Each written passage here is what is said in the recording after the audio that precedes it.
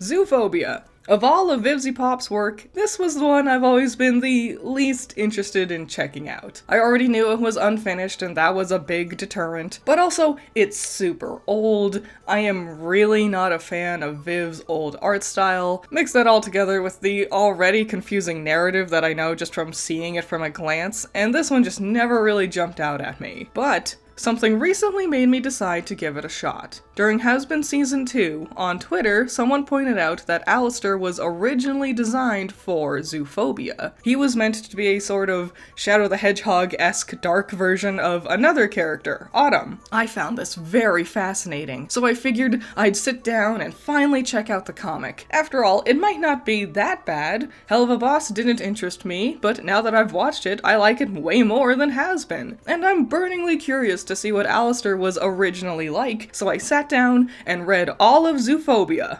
Alistair didn't show up. What?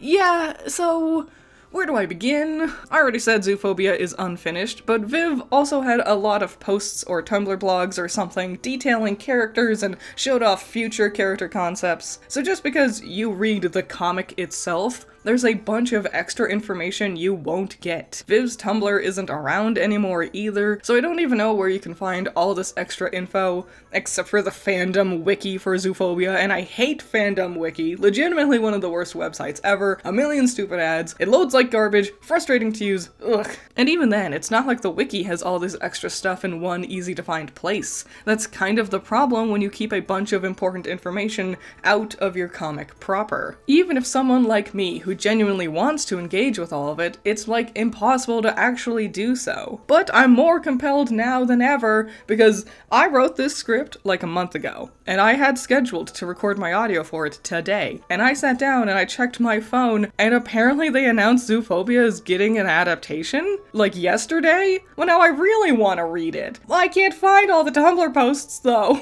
Well, I suppose I will approach Zoophobia like how I approach every other review. I'm going to just talk about what we get in the story proper. Supplemental material is meant to be supplemental. If it's important to know, it should be in the actual story. Speaking of story, let's actually get into Zoophobia.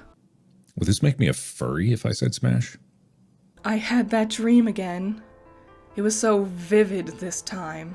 Perhaps your upcoming job assignment played a part in that? Maybe. But why that dream? I haven't had it in so long. It was just so unexpected. This is Cameron. Do you think she's the main character? Well, she's not. We never find out what this dream she's talking about was. She ends up being late for an appointment, and even though the dialogue says she has a job or an assignment, this lady also says she doesn't have a position for her here. Where is here? We'll never find out. Instead, she notices Cameron has qualifications to be a counselor, so Cam agrees to transfer somewhere to take a job as a counselor because she's really desperate for a job. We never find out why. Also, Cameron leaves the interview without asking about her pay or asking about where she's even being transferred to. It's those kinds of details that makes it feel like Viv wrote this when she was still in high school. Here's some real-world advice. In a job interview, ask about the pay and the location. Oh, also, this lady reveals after Cam leaves that she's got this over-the-top extra special design. We'll never find out what this means or what she is. We don't even get a name for this character either. Cameron meets the pilot, taking her to her new job. Snake? Is Snake a main character? No! We'll never see her again. After 7 pages of sitting on the plane, Cameron finally wakes up at her destination, the zoo, aka furry world. Unfortunately, Cameron has zoophobia, the fear of animals. Funny enough, no one ever actually says this. It's just something you have to infer on your own. I do kind of like that, actually. Oh, are any of these animals she meets off the plane the main characters? No! In fact, more than half of them we won't ever see again. Cameron passes out, then wakes up to find this very ugly person. Another way you can tell Viv made this when she was younger is because there's only like 4 hairstyles across every character. Whoa, this guy is so quirky and wacky. Is he a main character? No. Also, we'll only see him once again very briefly. That's becoming a bit of a trend, isn't it? She argues with this cheetah guy for like 3 pages, and it's like bad filler. It's 3 pages of him being like, "Do you not know about this place?" And she screams, "What is this place?" Vivziepop's shows have always had kind of weird pacing, but usually it's because they're too fast. This comic is way too slow. It's almost fascinating seeing the change over time. This is the principle. We'll never get to see him again too, I don't think. He doesn't even contribute to this conversation in this room that he's currently in. He explains that the zoo is a special place where talking animals and animal-like creatures exist. There's more than just animals, but we'll tackle that later. Also, once you arrive, you're not allowed to ever leave to help keep this place safe and secure. We meet a new character, Jackie, the drama teacher. She's not the main character either. We then quickly meet Jackie's husband, Alonzo, who has the same exact hairstyle as Jackie, just in different garish colors. We'll also never see him again. In the beginning, I said I really don't like Viv's old art style, and I think Alonzo and Jackie are perfect examples to explain why. Technically, we'll find out later that they're parrots, and they can just transform into humanoid forms, which explains the blue and red hair colors, but aside from the bright colors, nothing about their designs reads as bird, and I can't stand the wild, manic smiles everyone has. It makes every character look unhinged, whether that's supposed to be their personality trait or not. Especially how they all just blatantly ignore Cameron's obvious discomfort and confusion. They just smile real wide with bugged out eyes and ignore her behavior. It makes it feel like no one's actually talking to Cam, they're just talking at her. Jackie makes it to the theater room and shows Cameron her students, and now, finally, we have been introduced to the actual main characters. That's right, it only took 47 pages, but we've finally reached the characters who will be the true focus for the story. Well, except for that girl in pink and that guy with orange hair and red eyes, I don't think we ever see them again. Obviously, the pacing for Zoophobia right from the get-go is pretty bad. I understand the idea of wanting to use Cameron as the main focal point for the start of the story. She's new to the concept of this world, so she can have characters stop and explain things to her, and simultaneously, the audience. I also understand the idea of using the counselor as a keystone for the theater club kids. We'll discover they all have their own sorts of emotional and mental obstacles, so having a guidance counselor to help be the character that they can center this potential growth around makes sense. But they really don't end up talking to Cameron, like at all. There's only one chapter where they actually talk to her as the guidance counselor. In the long run, it makes this whole first chapter feel entirely pointless. Well, I suppose since we finally got introduced to them, I should tell you about the drama kids, aka the main 5. I don't know why they call them that, there's definitely 6 main characters here. Jack and his cousin Damien. Damien is the one not considered in the main 5, even though he has a whole chapter dedicated to himself.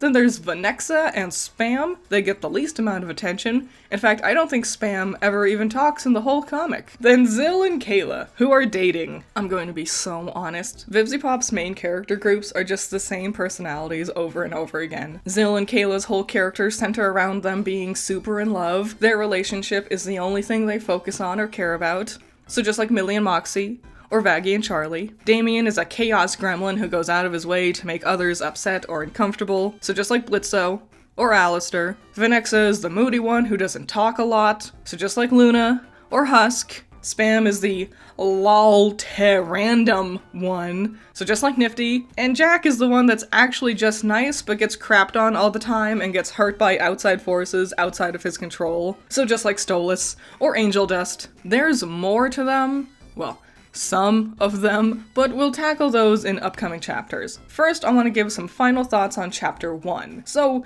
not only is it confused that we spend so much time with Cameron, who is not our main character, but it's weird just how long it takes to get anything actually done. It takes 18 pages before she even gets off the plane. From there, it's a lot of Cameron screaming and running. There aren't conversations, she's just panicking and running from people and screaming over them to explain things that they're literally trying nothing to explain. A great example to encapsulate the pacing issue with this chapter is when Zechariah explains the situation to her. After running around in a panic, Zechariah asks if no one's explained things yet. Cameron screams that she wants things explained, but interrupts Zechariah as he's asking her about it. He tells her to follow him, so then we walk for a page or two, meet the principal who'll never show back up again. Then he tells her about the world and offers a tour of the school, where he asks Jackie to come into the room, just for Cam to scream, "Who's Jackie?" Like, she's entering the room right now. You can just wait and see who Jackie is. Cameron's screaming and panicking is the only character trait we get from her, despite all the dialogue and attention she gets. Every interaction feels the same because Cameron isn't doing anything different, and every other character just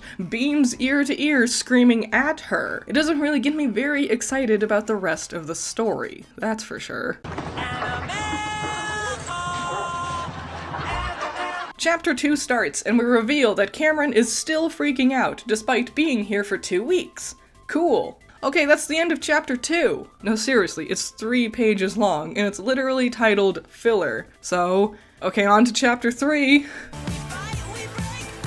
I think this is the interview lady from before, but I'm honestly not sure. I think her skin tone is a bit different. So why do her arms look like long noodles? Also, why is her eyes going in different directions? I suppose Cameron has nothing better to do during her time working as a counselor, so she's here to watch the kids practice a song for their play, I guess. Honestly, we never see any acting. We only ever see them singing. I feel like they should have been in a music club. Anyways, Damien has a crush on Kayla, but she's afraid of him and keeps running off. Dame, why do you care anyway? Your chances with Kayla are literally 0. And she's terrified of you. Nah, religious girls are just a challenge, but they always give in to temptation in the end. We never mention Kayla being religious again after this. Also, the idea of religion is confusing here because this world literally has Satan living in it. Damien is literally the Antichrist. It's how he introduces himself. No, he's not just pretending to scare Cameron, he is actually the son of Satan. Well, the comic doesn't linger on Kayla's religious belief, so I won't either. Jackie brings up the idea of a talent show, and presumably this was supposed to be the big thing they do at the end of the first book, but we never get that far. Actually, I was thinking about this. We've never seen a Vivziepop story actually end yet. Have we? Hell of a Boss and Has Been are still currently airing, and Zoophobia was abandoned a while ago. I don't know. I think after Stranger Things Season 5, everyone just is generally more nervous about how stories end in a satisfying way or not. Bringing it back to Vivzie specifically, all her stories always has a lot of moving parts at play. I'm curious how well all those different elements will work together once the stories start to wrap up. Uh-oh, here comes the high school drama. Kayla is excited for next week because it's her and Zill's 3-year anniversary. Zill, however, thinks she's excited for the talent show tryouts and is working on something special for them to do for that. It's one of those Nickelodeon-style contrived plot lines. Like if Kayla had just said, "Are you excited for our anniversary next week?" then there'd be no issue. Or if they just talked about their excitement or plans more afterwards ever, it gets so contrived as we go on, don't worry. Like, Zill is planning on singing a special song for the talent show tryouts with Kayla, but isn't telling her that that's his plan? Wouldn't you both need to know the song to practice properly? Damien realizes Zill has mistaken Kayla's excitement and has forgotten about their anniversary, and locks away Jack in a locker for a week, so he can't tell Zill. Also, apparently no one cared or bothered to find Jack for a week either, including Zill. This is Carrie. I think she's a dinosaur? She's real aggressive seeming. And this is Fabian. He has a crush on Cameron and invites her to tea. Guess which character Cameron will actually talk to and have real chemistry with. Here's 2 more characters. This green one, who I don't think they ever say their name. This purple guy though, Gustav. We'll get to him later.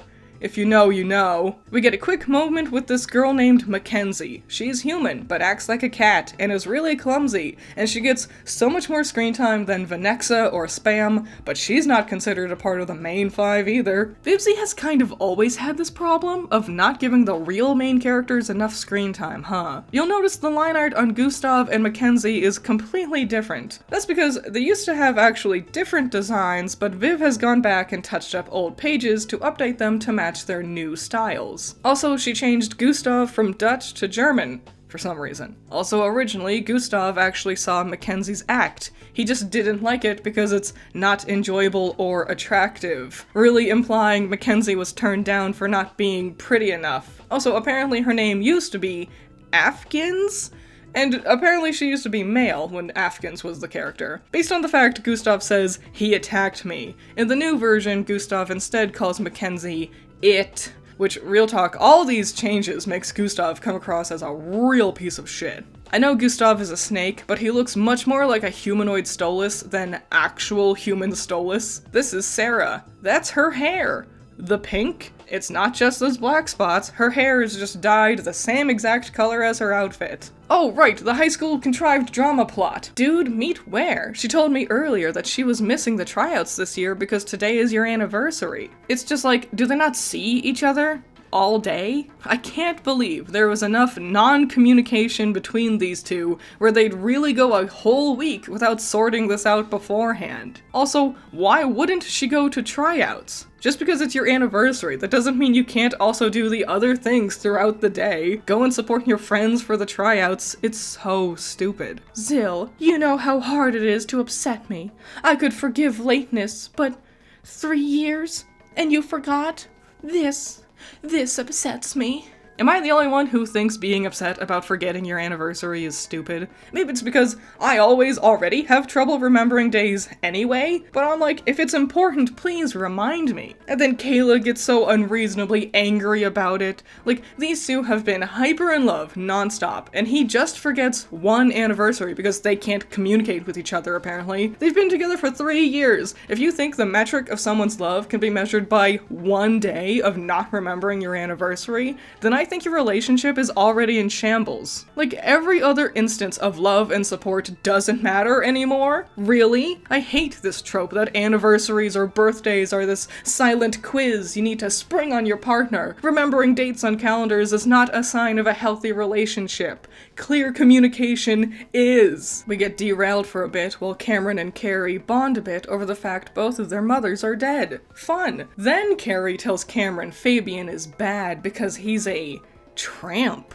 So, yeah. Fabian's been in multiple relationships, so I guess he's bad. Sure, Viv. So Cameron is like, what's that? And she points at something, and Carrie's like, they're nature spirits. And real talk, I have no idea what she's pointing at. It's a skull. It's supposed to be a skull of a creature, but the drawing of it has 2 speech bubbles covering up most of what it is, so it's impossible to really discern what it looks like without flipping back to older pages. But even then, it's not super clear that that's the thing Cameron's pointing at. Also, why do nature spirits have skulls? Wouldn't spirits be incorporeal? I didn't know when I should bring this up, so I guess I'll just say it now. Viv's font is terrible. I think she was actually writing all the words by hand herself, which is impressive, I suppose, but it's really hard to read sometimes. Why is everything all capitalized all the time? Multiple days have passed. Kayla is still mad despite Zill trying to apologize. Being upset at a forgotten anniversary implies the partner doesn't care about the relationship or takes it for granted, but Zill was thinking about doing something special for her. He clearly does care about this relationship, so why is she still upset? Also, it's not like she planned on doing anything special for him for their anniversary. It really seems like Kayla is just mad she didn't get an extra special present. The most she did for Zill was put on a dress, which, like, what's the point? She's naked the rest of the time anyways. Viv always has these characters whose whole personality is, we are in love, but the only thing they ever do is large romantic gestures, like an anniversary, or public displays of affection, like kissing, hugging, holding hands, etc. And yeah, those things are aspects of a relationship, but we never see the actual chemistry between the characters. I have no idea why Kayla and Zill are even in love in the first place, and this breakup over one forgotten anniversary just makes me think they don't actually work together. What's worse is we're quickly going to find out Zill has other stuff going on. Jack will explain Zill was abandoned and is some sort of science experiment who escaped captivity. That's why he's an odd chimera creature thing. On top of that, he also has superpowers. A glowy bird guy barges in, interrupting his and Kayla's drama to challenge him to a fight, and Zill floats and he has glowy green magic and laser blasts and stuff. But Kayla will never get any more for her character. All we see is, I'm in love with Zill. I'm mad at Zill for forgetting anniversary. And then goes back to, I love Zill. Her entire character only centers around being in a relationship with the male character who actually gets to have his personality and cool special abilities and stuff. Now why does that sound so familiar? So, like a vampire shows up? The vampire attack is completely unrelated to the vulture guy attack. I don't know why the vulture wanted to duel. He never gets to explain himself, and the vampire shows up 3 pages after asking for a duel. They get distracted with her and this demon fox person who has the worst speech bubbles of the whole comic. This dim pinkish shade for his text is too dark to properly read on the black background. Kayla shows up. Somehow. They got tossed into the city streets. How'd she get here so fast? And how'd she know where to find them?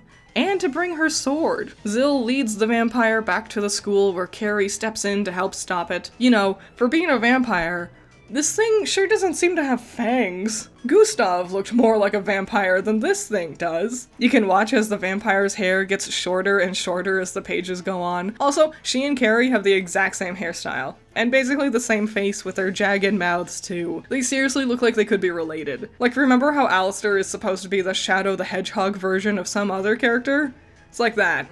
The vampire bites Zill, so Carrie bites the vampire. Ah, the old Uno reverse method, I see. Now that he's bleeding out, it's the perfect time to resolve the drama about their stupid forgotten anniversary. Zill, you made one mistake. A silly cliche one, admittedly, but do you really think that's enough to curse you with my scorn? Apparently you do. You were all set and ready to be eternally mad beforehand. If the only reason you can come to this resolution is because you see he's in danger, then that's on you. Actually, fuck off with this stupidity. The vampire escapes, but the school imprisons the fox guy, who also knows Fabian, I guess. So, for the next chapter, we're going to familiar territory.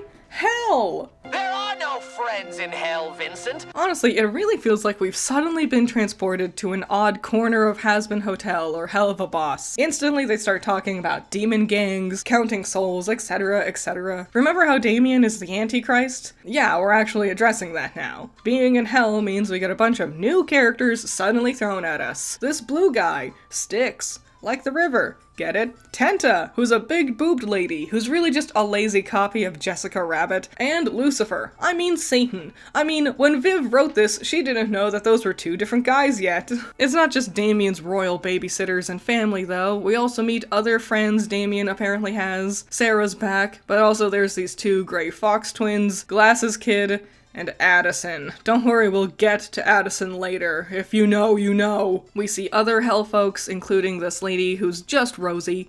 That's just Rosie without the hat. Apparently, Styx and Tenta have been secretly letting Damien attend Earth High School without anyone else finding out. But then they all just suddenly find out right now, because Tenta accidentally just says it out loud.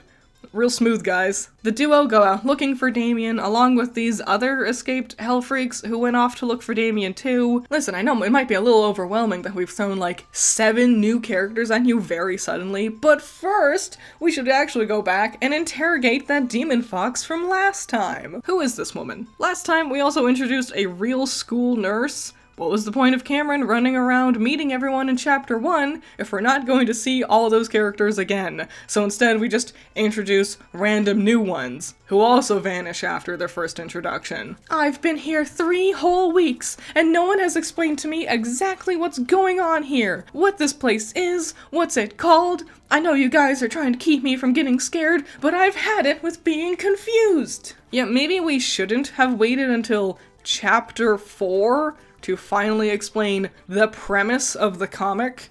huh? Fortunately, the new lady with red hair is here to cast Exposition dump. Vivziepop has always had really complex worlds with a lot going on, but also seems to struggle to properly set up or explain the intricate mechanics in a natural way. Either things just never get properly explained, like how the demon royalty work with Hell of a Boss, so things are vague and can kind of just happen, like, what does Androlphus do? What did he get when he took over Stolas' responsibilities? We don't know, and the show isn't very interested in telling us anything about that. Or we get things like this, where someone will just be like, just explain! And then we have a giant wall of text info dumping all the lore all at once. Just like Vaggy's explanation of Alistair's backstory in the Has-Been pilot. So, the zoo is just a small part of a larger place called Safe Haven. Given that a student got their throat chomped by a vampire, I think you guys misnamed the place. This is really the core issue with Cameron being the new one to the area and being the one who started the story with Chapter 1. In order for her to get caught up,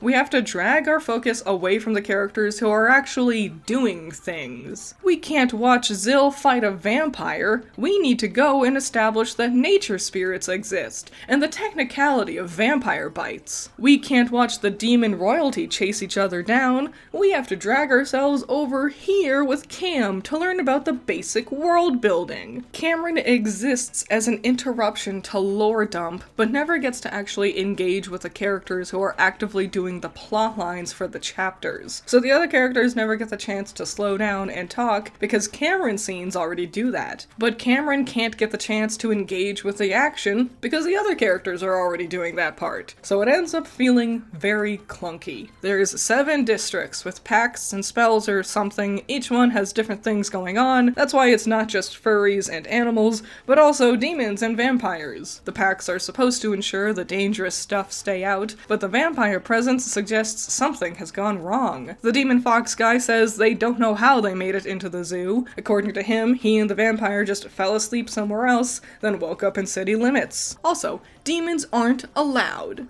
Except for Damien. So when the exposition lady says, there hasn't been a violent crime or dangerous predator in years, she was wrong. She was just straight up wrong. Literally, Damien is a dangerous predator. Not only did he lock Jack up for a week, but he was later talking about how he got him set on fire at the start of the chapter. It's Damien's fault. Oh, but Styx and Tenta really promised he's a good kid. So I guess that makes it all better. So are Hell Royals just not forced to follow the same rules as this other kind of demons? The Hell Royal family to which Damien belongs is much more lawful than most demons, so they can be worked into the laws of Safe Haven fairly. Wow! Hell Royals getting special treatment and being good law-abiding citizens who care about niceties despite being Hellspawn? It really is just like we're back in Hell of a Boss and Has Been. You know, there's one thing I have to admit Vivziepop does really well with her art, and it's location designs. Every time we get a big sprawling look at a place, it's detailed and memorable, and the perspectives usually works. Legitimately impressive, I can't deny. She's good at backgrounds. Here comes a religious zealot to yell at the sinners. Oh boy. They said Kayla's religious, and then this is the only other religious person we see in the comic. I just think that's interesting. The zealot pissed off Damien, who reveals he's a demon, which pisses off the zealot. Confusing, he's not more upset that a demon has somehow made its way past all their security and spells and packs or whatever. Like, I don't think anyone outside of the school knows that the son of the devil is attending school here. Damien goes into demon mode, which means he just has Alistair's tentacle thing. And then these things show up. Like legitimately, I can't even begin to conceive what these things could be. Demons? Angels? Furries? No idea. Tenta shows up. Apparently she's also a robot and saves Damien. Then Satan shows up and they go back to hell. And really nothing actually happened. OMG, no one can know Damien secretly goes to school on Earth. Oops, everyone finds out. It's okay. Damien asks pretty please, so now Satan's fine with it. Like, what was the point? There wasn't even a fight or anything. Damien got mad at the Zealot, but then that went nowhere. Damien didn't even get to make a real case against the Zealot about making judgments about him being a demon. Then the weird guys showed up and Tenta just ended that conflict before it even started. And what was the point of introducing all these other characters? Where's Zill? Or Kayla? Or the other two whose names I keep forgetting? Venva and Shrimp or something. We've seen a million other characters and introduced like a ton more. More than half of the supposed main 5 have done nothing. Hey, it's only been 5 chapters. We've had vampire fights, and demons running amok, and relationship drama, and talent show tryouts, but you know what? I think it's finally time for Cameron to actually do her job as counselor. Wow, it's been over 100 pages. Also, technically, after this chapter, it's the end of Arc 1, whatever that means. So it took all the way until the end of the first arc for Cameron to do the thing she was initially introduced to us to do. Remind me, how often does Charlie actually help sinners at that hotel? And how often does IMP actually get hired by sinners to go to Earth to kill someone? So, yeah, this tracks. Honestly, I can just breeze past this chapter. It's mostly just Jack Exposition dumping some stuff to help clarify some things. His mom and Damien's mom are sisters. Anyways, Jack's dad died and his mom was so worried about him dying, so she made a deal with her brother-in-law, the devil, to make Jack immortal. And yes, he is immortal, but he was also cursed with bad luck. So bad things happen to him all the time that physically hurts him, and he can feel the pain, but he lives and heals and is immortal. Surprise, we don't actually have a cartoon slapstick, it's sad trauma. Jack just gets to be the story's eternal victim, kind of like Angel Dust, the one who gets hurt a lot because the plot says so. Oh look, a purple cat showed up to help Jack one time, but no, it's not Venezva, or whatever her name was. This is Jill, a different purple cat. Huh. Get it? It's Jack and Jill. Aw, get it? Do you get it? It's Jack and Jill. We actually briefly saw her next to Satan last chapter. I guess she's like an attendant or something. We'll never see her again. This is also when Jack explains Zill's backstory and how he fell in love with Kayla on the first day of grade school. He slept around with other girls though, before he finally actually confessed his feelings for her. Don't tell Carrie about that bit. I think I know what she would call him. Real talk, most of Jack's backstory is actually just him explaining Zill and Kayla's backstory. 2 characters that already had a whole chapter dedicated towards establishing their relationship. Now they hijack this chapter just to say the same things again. It's especially weird since Zill and Kayla weren't in the last chapter at all, but the problem about focusing on random different characters aside from the main 5 only continue from here on out. Viv's art style changed for Zechariah. I don't like it. Why is his nose so low now? Because this is illegal. She's a minor. We're protected by the Romeo and Juliet laws. That a real law? Yep. Oh boy, it's the last chapter Zoophobia ever had. Who do we end things off with? Cameron and Jackie bonding more? Carrie too, perhaps? Maybe Fabian? Maybe we'll get back to the theater kids and the other 2 can finally get to flesh out? Damien and the demons some more? Who could it be? Why, it's Addison and Gustav, of course. Wait, what? Vivziepop has always struggled with tertiary characters getting more screen time than the actual main cast, it seems. Remember how Fizzarolli had 2 whole episodes dedicated to his story, but Millie's barely gotten anything? Remember how Vox stole the show all throughout season 2? Or remember how in season 1 we gave Carmilla a great big important emotional song before Husk or Angel or Alistair or most of the main cast got to do anything noteworthy? I know the idea of fleshing out a great big world sounds fun, but the main characters should still be the main focus. They're called the friggin' main 5 here. 3 of them have not done anything. Jack has only expanded on Zill and Kayla's story, and the other 2 have literally, I don't even think, said any lines this entire time. You can really tell Viv's art style had a dramatic change somewhere between chapters 4 and 5. The line art is so much thinner, their expressions are more varied and less exaggerated, Addison's hairstyle is a bit more unique. A bully appears along with 2 other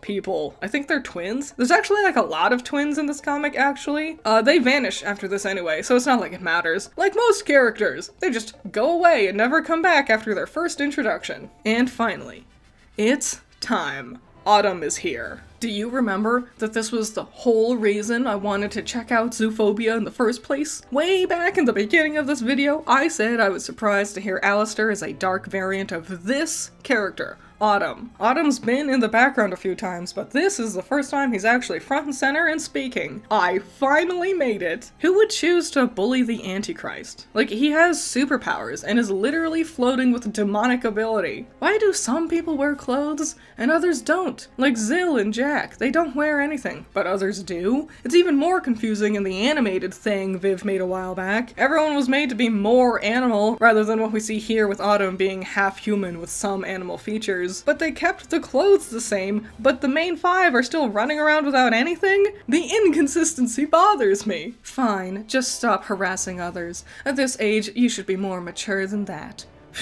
At this age, mature, says the stag who barely has his antlers yet. Oh my god, you're the reason Alistair's antlers are tiny and stupid. Because you are a little prepubescent boy, and Alistair had to be a dark copy of you. Tiny, ugly, impossible to see, stupid little dumb baby antlers. I can't begin to understand what Viv liked so much about this design that she kept it exactly the same all the way through to Hazbin Hotel's professional production. It's just so mid, right? Addison meets Gustav, who's here to help, and golly gee, the sparks just fly. Their romance and chemistry is so palpable. Both are instantly so into each other, and oh no, he's a grown adult and he's in high school. Vivziepop swears, oh no, actually Addison is 18. Convenient. He happens to be legally an adult, so this relationship between a high school student and the 19-year-old isn't as bad as we all thought. Just ignore the fact Sarah and Damien are canonically 16. Yeah, we promise the 18-year-old just happens to exclusively hang out with 16-year-olds. And we promise they've always been planned to be 18. We promise. Even though beforehand I'm pretty sure it was accidentally revealed that Addison's 17. But then they retroactively went back and changed that. Oh no, we promise it's always been 18. Mackenzie accidentally trips and spills paint all over Addison, just when he was really getting the flirting going with Gustav too. Addison responds by physically assaulting Mackenzie. So, Addison sucks. Don't worry though, Gustav is still super into Addison. Remember, he hyper hates Mackenzie too. So now they can be in love and hate on the quiet kid together. I loathe these two. Sometimes, like on Twitter mostly, I'll see posts of people just hating on Blitzo and Stolas. They say they're awful and evil and toxic. Those two are messy on purpose. They have nothing on this duo of garbage. Why does everyone just hate Mackenzie for no reason? She's like another perpetual victim alongside Jack. You can only exist to be sad and bullied. Uh-oh, SpaghettiOs, some new person who just looks like a Shadow the Hedgehog version of Addison has arrived to cause more problems. Tom. Addison gets all set and ready to start physically attacking again, but before he gets the chance, Gustav comes diving in to make physical threats himself. Apparently Tom and Addison dated for 1 week before, and now Tom is just bothering him, I guess. But don't worry, Mackenzie is here to maybe fall in love with it. We never see them again. This is the last chapter, so we don't even know. Who cares? Sorry, I know I'm being really hostile today. Turns around and gets up in Damien's face 2 seconds later. Addison just feels unhinged. Like, I would worry about him being abusive in a relationship. He's flown off the handle and attacked or threatened to attack multiple people already. Why are we spending so much time with this guy? He's not even a main character. Why did this side character jerk get a whole chapter for themselves? So Addison, are you hungry? I would be happy to take you somewhere after the day you had. Like, on a date or something? Food date? Hello, you just met. Let's go. Obviously my friend can't be happy for me or support my decisions. Am I supposed to hate Addison? Was this setting up villains or something? I can't figure out. I feel like I'm supposed to hate this guy. Damien doesn't like the idea of this date and he and Sarah go following after them. And that was the last page Zoophobia ever got.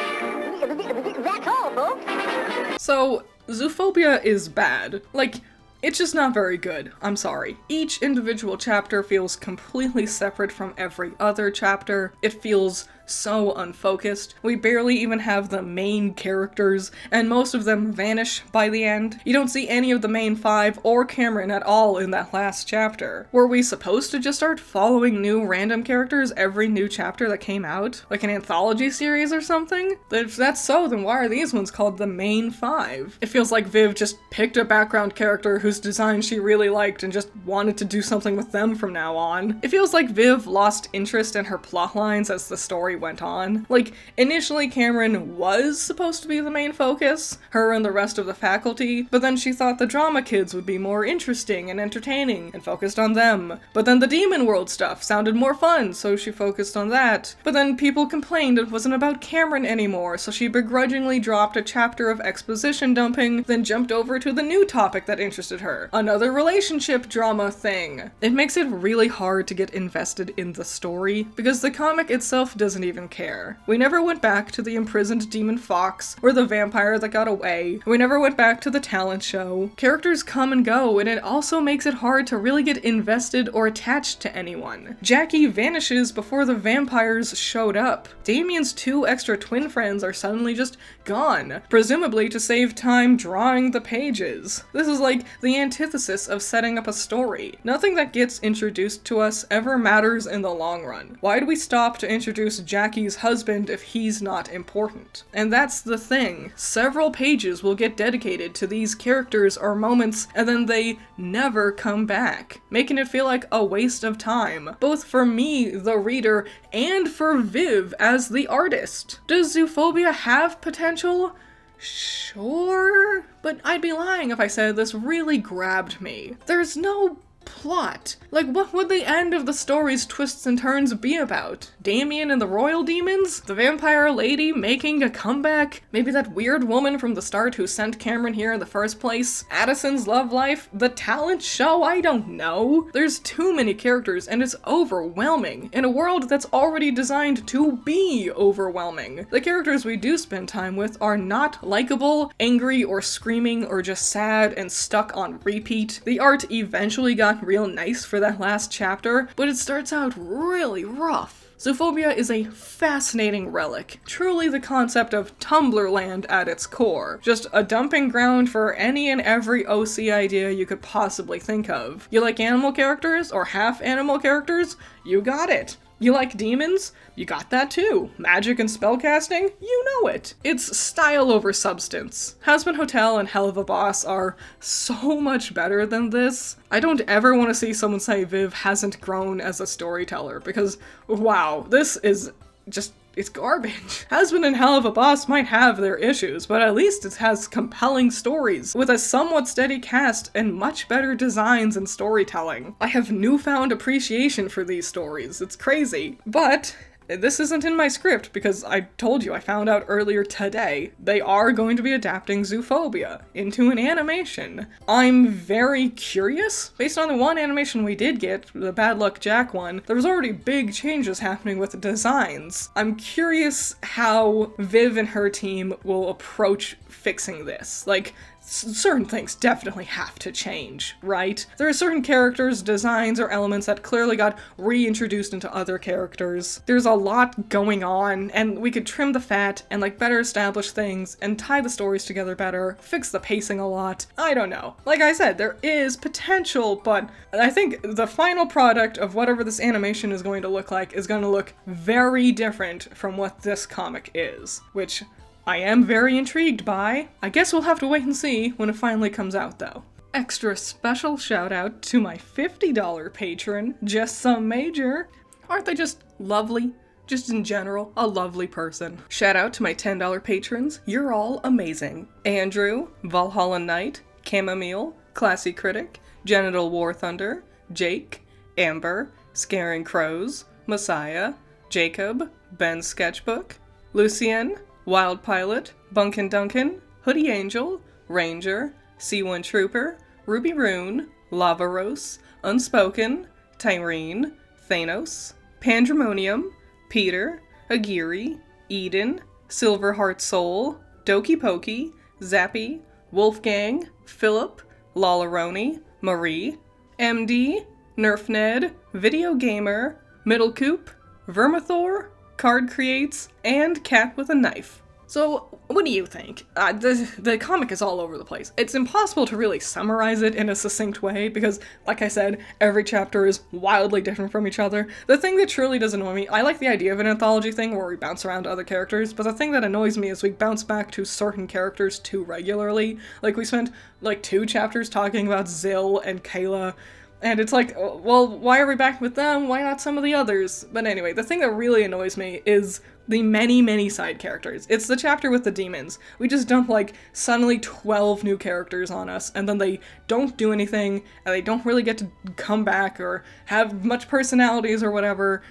I don't, but whatever. What do you think? Have you read the comic? Do you like it? I know it's very nostalgic for a lot of people. I just read it for the first time, last Christmas. What do you think? Are you excited for the new animation? Do you have any thoughts, theories, plans, headcanons, concepts, ideas? It's such an open world that it's a big, idea, dumping ground, you know? So yeah, any and all thoughts and opinions about what I had to say, if you agree or disagree, thoughts on the comic in general, I would love to see them in the comments below, and I'll see you in the next one. Bye-bye.